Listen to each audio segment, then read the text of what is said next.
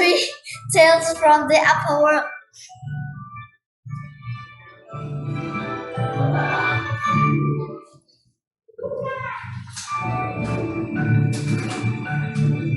As each mermaid princess reached her 15th birthday, she was allowed to swim to the upper world.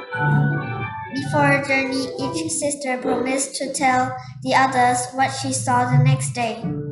When the eldest princess turned 15, she spent her time close to shore. I lay on a sandbar in the moonlight and gazed at a distant town, she told her sisters. The house's lights twinkled like stars. Bells rang from a large house with a tall tower. This next year, the second sister came up to the surface at sunset. The sky and the water glowed gold and red, she said. I saw fluffy purple clouds high overhead.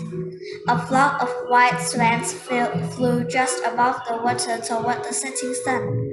The following year, the third sister went deeper into the upper world. I swam up a river and saw rolling hills and woods filled with tall green trees. I heard birds sing happy songs to their chicks. In a small cove, humans were swimming even without tails. Frightened of the humans, the third sister fled back to the open sea. Hearing this, the fourth sister was less bold. She kept far away from land and stayed among the rough waves. I saw playful dolphins jumping over each other above the water, she said to the others. Huge whales sprattled water through holes in their backs. In the distance, I saw ships. They were so far away that they looked like seagulls. Now the fifth sister has her turn. Her birthday was in winter, when the sea often turned a deep green and storm raged. Enormous icebergs stuck out of the water. I sat in the snow on a mountain of ice and I watched a ship sail by, she told her sisters. Soon the sea became choppy and the green waves turned black. Thunder roared in my ears and I saw lightning flash across the sky. Some evenings the five older sisters swam to the surface together. They sat on rocks and sang to the ships. They had beautiful voices that rang through the air. But when the sailors heard the sisters' song, they became frightened. The sailors quickly turned their ships around to head for shore.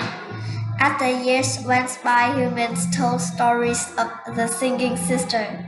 They said mermaids were weak because they tricked humans. Foolish sailors loved to hear the mermaid's song and would say too close.